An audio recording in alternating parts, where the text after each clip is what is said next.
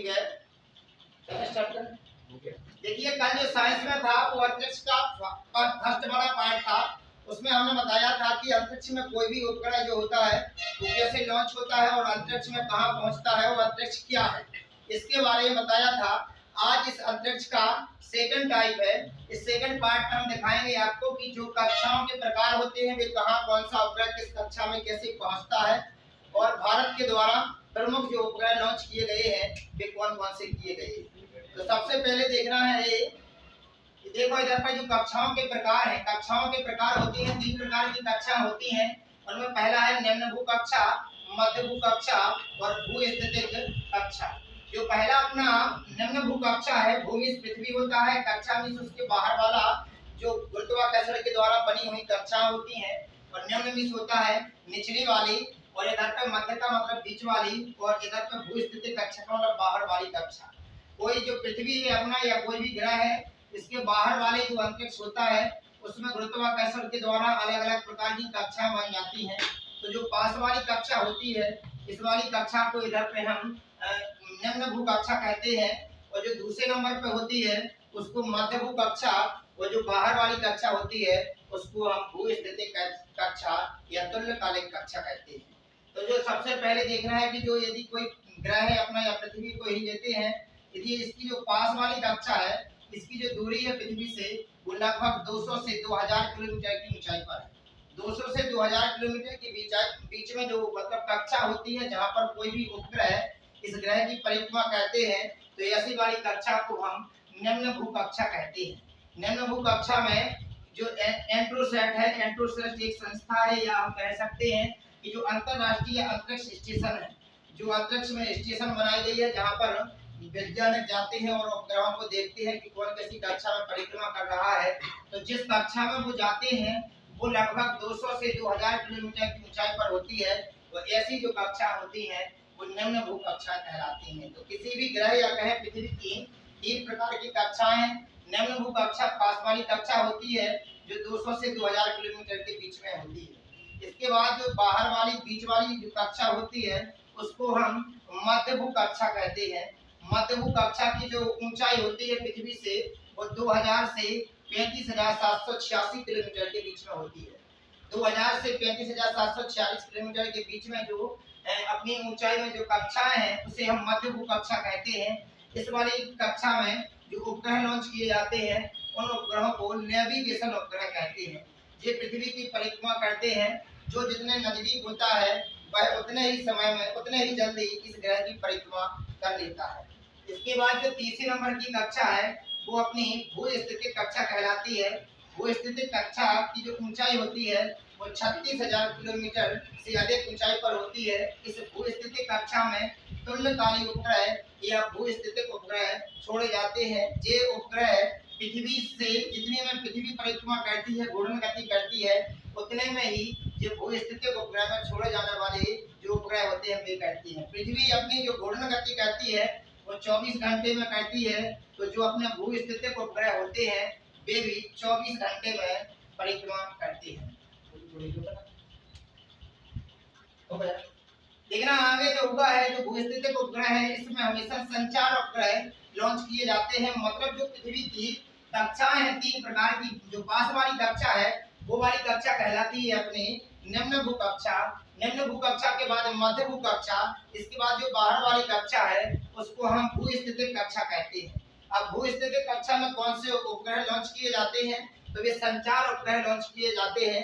इनसेट होगा या कोई भी, जैसे इनसेट के बाद अपना जो रोहिणी होगा, तो ये वाले जो सभी संचार उपग्रह हैं ये इसी कक्षा में लॉन्च किए जाते हैं। ये पृथ्वी से 36,000 किलोमीटर की ऊंचाई पर होते हैं।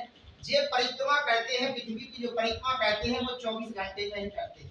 अब देखिए यदि कोई अपनी जो पृथ्वी है या कोई ग्रह है, अगर पृथ्वी के बारे में बात करें तो पृथ्वी अपनी जो घूर्णन गति करती है, मतलब स्वयं के ऊपर जो घूमती है तो वो 24 घंटे में घूमती है, और जो भूस्थितिक उपग्रह होते हैं वो इसकी परिक्रमा भी 24 घंटे में करते हैं।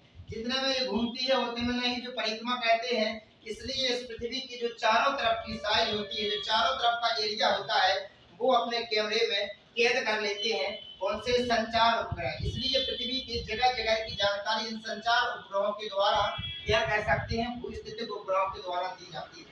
ये होता है कि जो अपनी पृथ्वी होती है, ये यदि पश्चिम से पूर्व की ओर परिक्रमा करती है तो वो पूर्व से पश्चिम की ओर परिक्रमा करते हैं। मतलब जो पृथ्वी की घूर्णन गति की दिशा है, इसके विपरीत ही भूस्थितिक उपग्रह परिक्रमा करते हैं। जब विपरीत में उसकी परिक्रमा करते हैं और समान समय में करते हैं, इसी कारण पृथ्वी के चारों तरफ की जानकारी संचार उपग्रहों के द्वारा पृथ्वी पर आ जाती है। तो संचार उपग्रह किस कक्षा में स्थित होते हैं, ध्यान रखना होगा। भूस्थितिक कक्षा जो पृथ्वी से कितनी ऊंचाई पर है, 36,000 किलोमीटर की ऊंचाई पर है।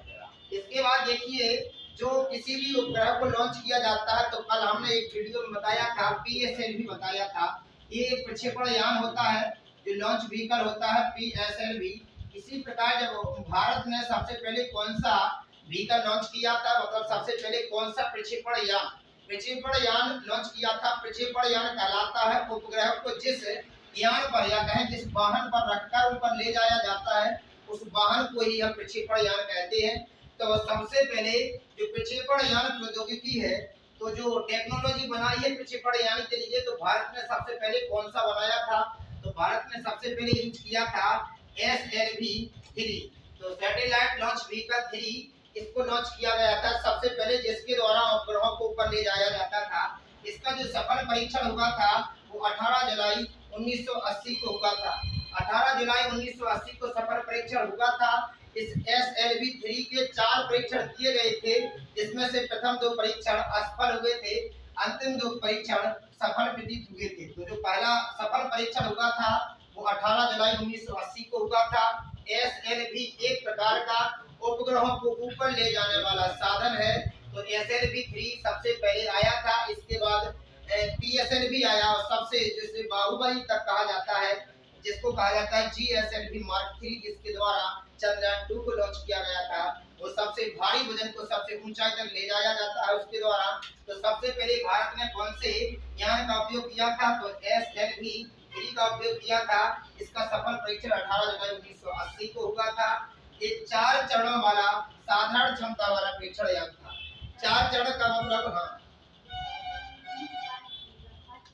हाँ, ये 3 के नाम दिया जाता है। जैसे अभी जो अपना GSLV Mark 3 लॉन्च किया गया था, जो पिछली वर्ष मतलब 2019 में चंद्रयान 2 भेजा गया था ना ऊपर, उसमें एक नाम लिखा था उसके ऊपर देखना 3 प्रकार के रॉकेट टाइप के लगे थे ना, ऐसे देखना उसको जब वो लॉन्च किया गया था, बीच वाली उस पे लिखा था ऐसा GSLV Mark 3 ऐसा लिखा था। तो जो Mark 3 होगा या मार्क जो प्रकार रहते हैं इसके, हाँ जी, इसका जो मतलब बाद में दूसरा भी सेकंड पार्ट भी आया है इनका, से मतलब फर्स्ट भी आया था, लेकिन वे छोटे छोटे थे, ज्यादा ऊपर तक नहीं ले जा पाते थे। जो वाले को उपयोग करो तो मतलब उपग्रह को लॉन्च करने में, वे वाला जो था ना, मतलब SLV फर्स्ट था, SLV सेकंड जो बनाए थे, वे असफल गए हुए हैं, मतलब ये सफल नहीं गए हुए हैं। जब तुम एक उपग्रह लॉन्च करोगा हो गए और वो मतलब उपग्रह जैसे उपग्रह भेजो ऊपर वो असफल हो, जैसे पहले चंद्रयान बन गया था, चंद्रयान सेकंड 2019 में गया था, चंद्रयान 3 की तैयारी चल रही है। तो मतलब ये नाम दे दी जाते हैं, वो असफल होगा तो वो अलग प्रकार का होगा, वो फर्स्ट सेकंड थर्ड कौन कौन सफल हुए कौन कौन मतलब असफल हुए। इसी प्रकार जो SLV फर्स्ट और सेकंड बना है हमने, वे मतलब ज्यादा ऊंचाई तक नहीं उनको उपयोग नहीं करो ये उपग्रह ले जाने में, लेकिन जो अपना SLV-3 है ना, इसका उपयोग करा था उन्होंने छोटा सा उपग्रह ऊपर ले जाने में, जिसका नाम था, जिस उपग्रह को भी ले गए थे, जैसे जो रोहिणी RSG-2J उपग्रह है, ये ऊपर जाकर के संचार उपग्रह है जो जानकारी देता है, जो इसलिए ई वाले उपग्रह को इनके ऊपर रख करके ले जाया जाता है। एक प्रकार का रॉकेट है, ठीक है ना। तो ये रॉकेट के नाम दे दिए जाते हैं, 3 लगा देती है 2, ये उनके मतलब जो अलग अलग आता है, जैसे उपग्रह है ना, उपग्रह जो रखो है, जैसे पहले उपग्रह चंद्रयान फर्स्ट गया था, चंद्रयान सेकंड, तो ये फर्स्ट सेकंड इसी प्रकार यहाँ के भी प्रकार आते हैं, फर्स्ट सेकंड थर्ड।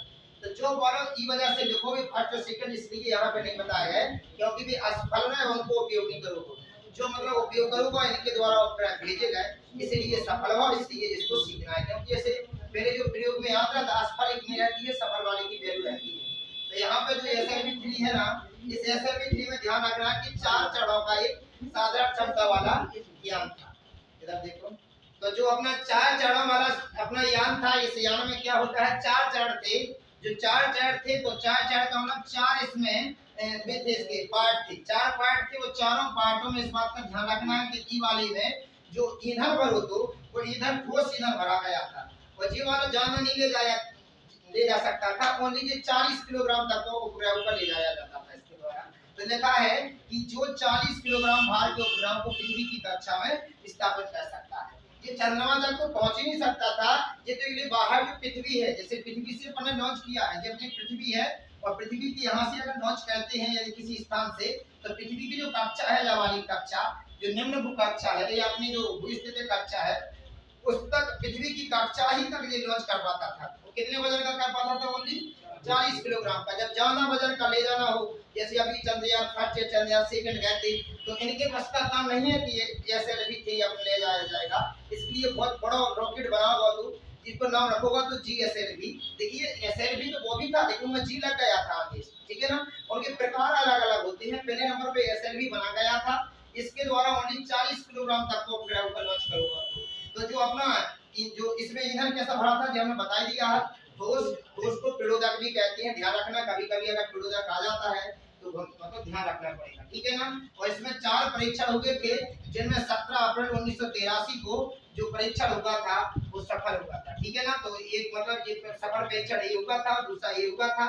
और ई के द्वारा जो अंतिम परीक्षण अपना जो हुआ, तो पहला वाला जो हुआ तो सफल परीक्षण, ई के बाद ई परीक्षण के द्वारा 17 अप्रैल 1983 को इसी SLV-3 के द्वारा रोहिणी RS-D2 उपग्रह को लॉन्च करोगा। तो इसके रॉकेट के ऊपर रख करके रोहिणी RS-D2 उपग्रह को, एक जो संचार उपग्रह है, इसे पृथ्वी की कक्षा में ऊपर छोड़ा गया था, ध्यान रखना, ठीक है ना। इसके बाद आगे आता है कि SLV तो है ही है, इसके बाद कुछ मतलब बड़े उपग्रह लॉन्च करने के लिए बड़े रॉकेट या बड़े प्रक्षेपण यान का उपयोग करो जाते हैं जो, तो उनमें नाम आते हैं GSLV का और PSLV का। कल हमने PSLV के बारे में थोड़ी बताया था, आज यहाँ पे लिखा है GSLV।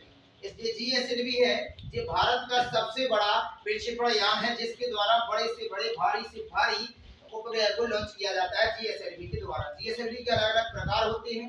तो GSLV है जो अधिक वजनी उपग्रह को अधिक ऊंचाई तक ले जाया जाता है। इसके द्वारा अधिक ऊंचाई तक, जैसे अगर पृथ्वी है, पृथ्वी की सतह से अगर चंद्रमा तक ले जाना है, जैसे चंद्रमा तक कोई उपग्रह ले जाना है, जैसे पिछले 2019 में चंद्रयान 2 को ले जाया गया था, तो चंद्रयान 2 जो ले जाया गया था वो GSLV के प्रक्षेपण यान से ही ले जाया गया था। तो इसको जैसे अगर कोई अपना यान है, जैसे अपना जो GSLV है, इस GSLV के ऊपर रखा जाता है उपग्रह, ठीक है ना। उपग्रह को रख करके वो ऊपर ले जाता है। लेकिन अगर छोटा ये यान हो, प्रक्षेपण यान छोटा हो, जैसे अपना SLV था, उसके बस का काम नहीं है कि इतने बड़े उपग्रह को किसी कक्षा तक ले जाए, इसीलिए वो लॉन्च किया गया था। कौन बना था? फिर GSLV। इसका काम है कि अधिक ऊंचाई तक भी ले जाता है और अधिक बजरी तक को ले जा सकता है, ठीक है। बड़ा है, इसीलिए इसका नाम बाहुबली कहते हैं, ठीक है ना। बहुत भारी भी होता है। फिर एक जो संचार उपग्रह को ले जाने का काम करता है, इनमें जो ईंधन भरो जाता है, अलग प्रकार को ईंधन भरो जाते हैं, क्रायोजेनिक ईंधन। हमने बताया था, कल बताया था कि एक PSLV है अपना प्रक्षेपण यान, और एक है अपना कौन? GSLV। जो अपना PSLV है उनमें होते 4 चरण, और जो अपना GSLV होता है इसमें होती है 3 चरण, मतलब 3 भाग होते हैं। तो पहले नंबर पे ठोस भरो रहे ईंधन, फिर द्रव ईंधन भरो रहे द्रव के रूप में, और फिर भरो रहे क्रायोजेनिक ईंधन, जो अलग प्रकार को ईंधन होते ही जो का काम करता है कि जो भारी ऊंचाई तक को, भारी वजन वाले उपग्रह को कक्षा तक ले जाया जा सकता है। तो GSLV सबसे बड़ा है। भारत ने सबसे पहले आपको बताया कि जो SLV-3 है, ये वाला, इसको बनाया था, इसका सफल परीक्षण किया था। इसके बाद उसने ASLV को बनाया था। इसके कौन सा प्रक्षेपण यान बनाया था? ASLV। इसके बाद उसने खोज की थी PSLV, इधर पे नाम दे देते हैं अलग अलग। इसके बाद वो आया, इस पर उसने देखा कि जब कोई भारी उपग्रह पर ले जाना होता है तो उसके लिए क्या करें। तो इसके बाद उसने कौन सा, इधर पे लिखा है GSLV-X। GSLV मार्क सेकंड आया। इस मार्क सेकंड के द्वारा ये चंद्रयान फर्स्ट या और उपग्रह लॉन्च किए गए थे। लेकिन जो पिछले 2019 में चंद्रयान 2 लॉन्च किया गया था, जो भारी वजनी था और इसे चंद्रमा की कक्षा तक ले जाना था, तो बहुत दूरी थी और बहुत वजनी भी था, इसलिए अलग प्रकार का एक नया प्रक्षेपण यान की बनाया था, जिसका नाम क्या था? GSLV mark 3। इसके द्वारा चंद्रयान 2 को लॉन्च किया गया था। ये सबसे बड़ा प्रक्षेपण यान है भारत के लिए, GSLV-3, लेकिन रूस की सहायता से इसको बनाया गया था। अब आते हैं उन उपग्रहों को, जो कुछ उपग्रह लॉन्च किए गए थे भारत के द्वारा, या चंद्रमा की सतह पर या मंगल ग्रह की सतह पर। जो मंगल ग्रह की सतह पर लॉन्च किए गए थे उनको नाम दिया जाता है मंगलयान। क्या दिया जाता है? मंगलयान। मंगल मीन्स मंगल ग्रह, वो यान मीन्स होता है वाहन। तो मंगल ग्रह की मतलब कक्षा तक या मंगल ग्रह के बारे में जानकारी प्राप्त करने के लिए जिन उपग्रहों को भेजा जाता है वो मंगलयान कहलाते हैं। और जिनको चंद्रमा की सतह पर भेजा जाता है या चंद्रमा की कक्षा में भेजा जाता है तो उनको चंद्रयान कहते हैं। क्या कहते हैं? उनको चंद्रयान कहते हैं। ये ध्यान रखना है। और जो अंतरिक्ष में भेजे जाते हैं, अंतरिक्ष के बारे में जानकारी प्राप्त करने के लिए भेजे गए, उनको कहते हैं गगनयान। तो ध्यान रखना 3 प्रकार के यान हैं, जो मंगलयान, चंद्रयान और गगनयान। तो चंद्रयान चाहे फर्स्ट हो, चाहे सेकंड हो, चाहे थर्ड हो, कोई भी हो, चंद्रयान जब भी आएगा तो समझ लेना वो किसकी जानकारी के लिए भेजा जा रहा है? चंद्रमा की।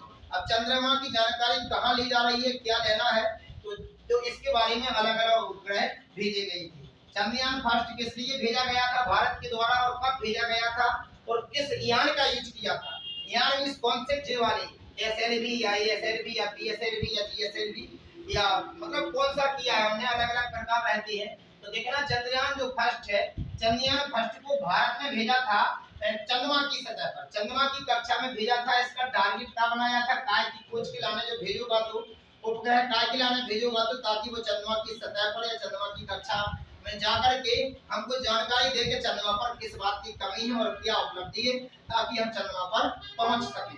तो जो चंद्रयान फर्स्ट जो भेजा गया था, जो भेजा गया था 22 अक्टूबर 2008 को। कब भेजा गया था? ये 22 अक्टूबर 2008 को भेजा गया था। इसका टारगेट क्या था? तो इसका टारगेट था जल की उपलब्धता, जल के बारे में जानकारी प्राप्त करने के लिए भेजा गया था जी। तो जो भेजा गया था तो जल के बारे में चंद्रमा पर जल है या नहीं है इसकी जानकारी करने की चंद्रयान फर्स्ट के द्वारा। और ये किस रॉकेट के ऊपर रख करके भेजा गया था या किस प्रक्षेपण यान के ऊपर रखकर भेजा गया था? तो पीएसएलवी C11। C11 हो गए कि नाम दे देते हैं जिसके द्वारा भेजते हैं, लेकिन वो है कौन सा? अपना पीएसएलवी। ठीक है ना? तो ध्यान रखना, पोलर सैटेलाइट लॉन्च व्हीकल। तो जो हमने कल इसके बारे में बताया था कि ये 4 इसमें चरण होते हैं, 4 चरणों के माध्यम से ये भेजा जाता है। और ये कहां से भेजा गया था? भारत के किस अंतरिक्ष स्टेशन से भेजा गया था? तो ये सतीश धवन अंतरिक्ष केंद्र से भेजा गया था। सतीश धवन अंतरिक्ष केंद्र कहां पर है? कहां पर? हाँ, तो श्रीहरिकोटा आंध्र प्रदेश में है ना सतीश धवन अंतरिक्ष केंद्र। हाँ, श्रीहरिकोटा आंध्र प्रदेश में। हाँ, श्रीहरिकोटा आंध्र प्रदेश में है सर। ठीक है ना? तो ये सतीश धवन अंतरिक्ष केंद्र तिरुवनंतपुरम में कौन सा है? हाँ, ठीक है। तो सतीश धवन अंतरिक्ष, सतीश धवन कौन है? और सतीश धवन कौन है? इसरो के चेयरमैन। ठीक है, ध्यान रखना है। सतीश धवन अंतरिक्ष केंद्र से भेजा गया था कौन? चंद्रयान फर्स्ट। इसका काय के लिए भेजा गया था? काय की उपलब्धि के लिए, तो जल की उपलब्धता।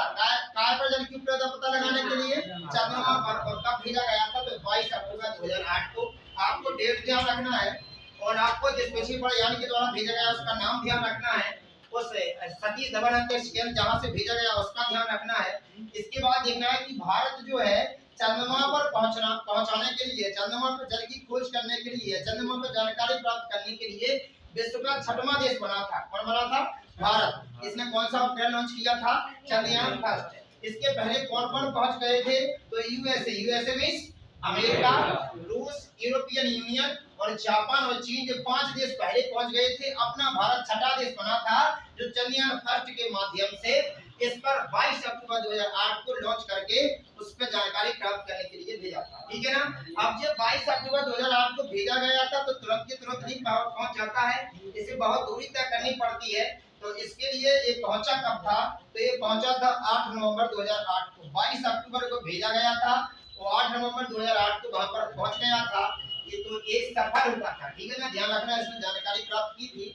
इसके बाद चंद्रमा पर मालूम पड़ा कि कैसा क्या होना है, लेकिन सबसे पहले पहुंचा कौन है? अमेरिका गया, अमेरिका पहुंचा, रूस गया। तो सबसे पहले इसने लॉन्च किया था रूस ने चंद्रमा पर पहुंचाया था। सबसे पहले विश्व में कौन सा उपग्रह लॉन्च किया था? लूना 2।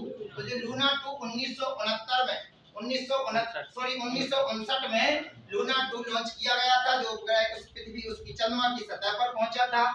उसने जानकारी दी थी। इसके बाद जल की उपलब्धता प्राप्त करने के लिए 6वां देश बना था भारत, जिसने कहां पर भेजा था? चंद्रमा पर 22 अक्टूबर 2008 को लॉन्च किया था चंद्रयान फर्स्ट। इसके बाद समय निकलता गया, इसके बाद भारत में चंद्रमा की ही सतह पर एक अगला उपग्रह लॉन्च किया जिसका नाम है चंद्रयान सेकंड, ठीक है ना। जो चंद्रयान 2 लॉन्च किया गया था, जो 2019 में लॉन्च किया गया था। तो जो 22 जुलाई 2019 को लॉन्च किया गया था, ध्यान रखना 22 जुलाई 2019 को पृथ्वी की सतह से लॉन्च किया गया और चंद्रमा पर पहुंचाया गया।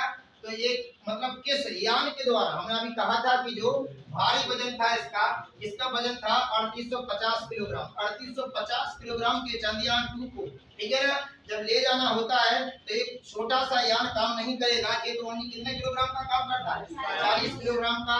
पीएसएल भी और आगे है इससे, लेकिन जब भारी हो जाना तो उस वजन को किस यान के द्वारा ले जाया गया। तो जी इसका नाम क्या है, जीएसएलवी मार्क 3 MI, ठीक है ना। तो जो अपना उपग्रह लॉन्च किया गया था चंद्रयान 2, वो किसके द्वारा किया गया था, इस प्रक्षेपण यान के द्वारा किया गया था। इस चंद्रयान 2 से अभी एनटीपीसी या जो पिछले पेपर हुए हैं, चंद्रयान 2 से लगातार क्वेश्चन आए हैं। चंद्रयान फर्स्ट से भी आते रहते हैं, तो ये तो जीके का पॉइंट होता है, लेकिन ये भी करंट में जुड़ा हुआ है। 2019 की घटना है, ध्यान रखना, सभी ने देखा होगा।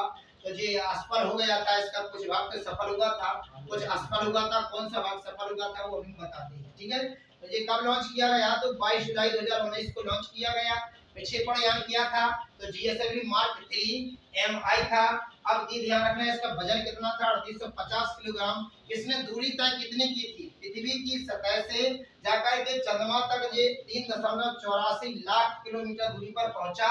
इसे जाने में पहले पहुंचा है, इसके बाद लेकिन जब देखा गया, जब चंद्रमा की सतह के पास पहुंच गया, तो वहां पर जो इसके भाग थे, इस उपग्रह के भाग थे, इस उपग्रह को 3 भागों में बनाया गया था।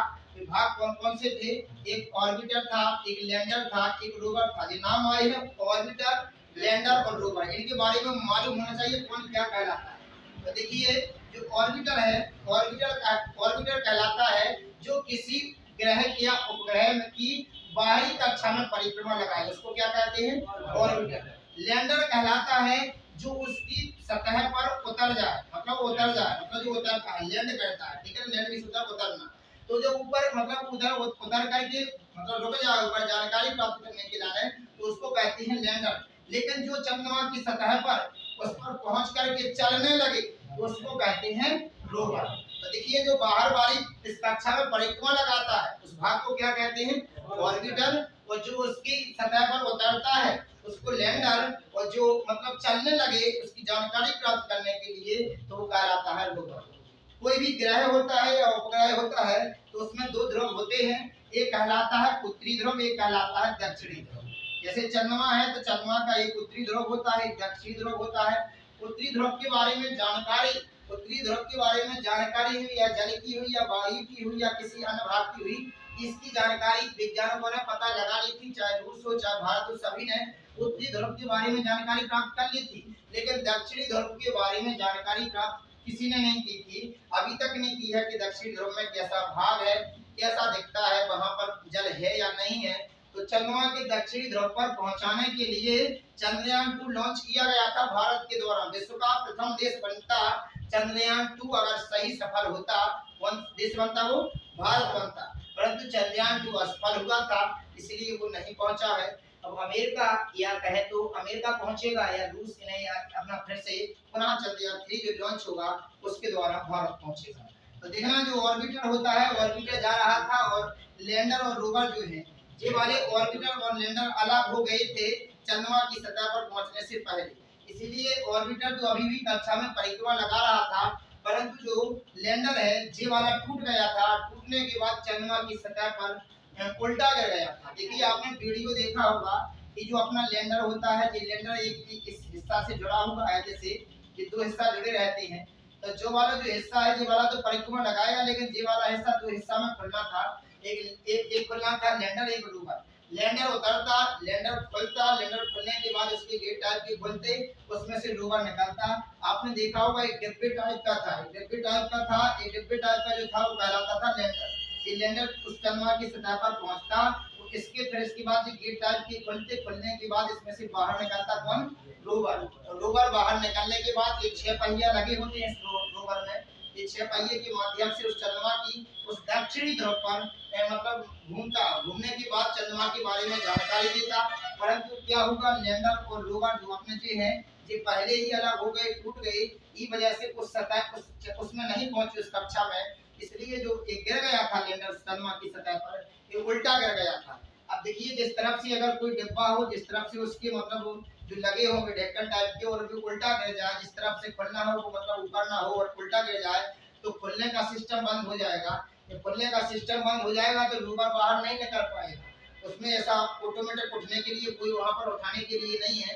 परंतु अगर वो सीधा पहुंच जाता लैंडर, तो उसमें से रोवर निकलता और रोवर निकलने के बाद पूरे में जानकारी प्राप्त करता। परंतु उल्टा गिरने की वजह से वहां पर जानकारी प्राप्त नहीं हो पाई। परंतु ऑर्बिटर जो है, ऑर्बिटर जो 100 किलोमीटर की दूरी पर चंद्रमा की सतह से 100 किलोमीटर की दूरी पर परिक्रमा कर रहा है, और वो जानकारी बाहर की तो देता रहता है, परंतु जो चंद्रमा की दक्षिणी ध्रुव की सतह है उसके बारे में जानकारी प्राप्त करने के लिए रोवर भेजा था चंद्रयान 2 के द्वारा, वो असफल हो गया था, उल्टा गिर गया था। जो ऑर्बिटर है तो वो तो अभी भी कार्य कर रहा है। जो लैंडर है, लैंडर का नाम क्या रखा गया था, कल भी बताया था हमने, विक्रम। और जो रोवर है उसका नाम रखा गया था प्रज्ञान। तो लैंडर का नाम विक्रम रखा गया था, जो किसके नाम पर रखा गया था, विक्रम साराभाई के नाम पर। रोवर का नाम प्रज्ञान। प्रज्ञान एक संस्कृत भाषा का शब्द है जिसका मतलब होता है अच्छा ज्ञान, ठीक है ना। तो अगर प्रज्ञान काम कर जाता तो फिर ज्ञान ही प्राप्त हो जाता और चंद्रमा की सतह पर आराम से पहुंच जाते। जानकारी प्राप्त करने वाले विश्व का प्रथम देश भारत बन जाता, विश्व गुरु कहलाने लगता चंद्रमा की सतह की। परंतु ऐसा नहीं हो पाया। लेकिन जो प्रज्ञान है, प्रज्ञान जब जो अपना ऑर्बिटर है, जो ऑर्बिटर घूमता रहता था, इसकी जानकारी प्राप्त करने थी कि ये सही है कि नहीं। तो चंद्रमा की सतह पर ये रोवर जो है जो 14 दिन बाद दिखाई देता था। तो 14 दिन तक अपने वैज्ञानिकों ने इंतजार किया, परंतु जब उन्होंने कोई जानकारी प्राप्त नहीं हुई, उसके मतलब चालू होने का कोई सिस्टम पता नहीं पड़ा, तो अपनी आशा तोड़ दी थी वैज्ञानिकों ने, ठीक है ना। ये सब किसके द्वारा लॉन्च किया गया था, तो जो इसरो के चेयरमैन है वो कौन, के सिवान ने इसमें योगदान दिया था। इसके बाद चंद्रयान 3 की तैयारी अभी चल रही है, जो बाद में की जाएगी, ठीक है। तो जो चंद्रमा की सतह पर पहुंचाया गया था और इसका काम क्या था, दक्षिणी ध्रुव के बारे में जानकारी प्राप्त करना। इसके बाद किसी सूर्य होगा, सूर्य के बारे में भी जानकारी प्राप्त करने के लिए कुछ मतलब उपग्रह लॉन्च किए गए हैं। जैसे यहाँ पर हमने नाम लिखा है आदित्य L1। आदित्य L1 जो भेजा गया था, ये सूर्य की बाहरी सतह के बारे में जानकारी प्राप्त करने के लिए भेजा गया था, ठीक है ना। अब सूर्य के बारे में जानकारी प्राप्त करने के लिए कैसा भेजा गया था, तो सूर्य में भाग होते हैं, 3 भाग होते हैं, उसके वैसे तो 4 भाग होते हैं। तो जो उसमें एक भाग होता है कोरोना मंडल कहलाता है, कोरोना एक परत होती है। उस कोरोना परत के बारे में जानकारी प्राप्त करने के लिए एक आदित्य L1 उपग्रह लॉन्च किया गया था, जो सूर्य की सतह के बाहर भेजा गया था। जिसका उद्देश्य क्या था, तो इसका उद्देश्य था कोरोना के बारे में जानकारी प्राप्त करना कि कोरोना जो करती है वो कार्य कैसे करती है, कैसे जो अवरक्त किरणों को निकालती है, क्या करती है, इसके बारे में आदित्य L1 लॉन्च किया गया था। ऐसे भारत में और गगनयान लॉन्च होना है अभी, और भी ऐसे उपग्रह लॉन्च किए हैं, और सूर्य के बारे में और चंद्रमा के बारे में और पृथ्वी पर भी अन्य उपग्रह लॉन्च हुए हैं। तो अन्य उपग्रहों के बारे में अगले वीडियो में बताएंगे। अभी फिलहाल में चंद्रयान फर्स्ट, चंद्रयान सेकंड तथा इसकी कक्षाओं के बारे में इस वीडियो में बताया गया है।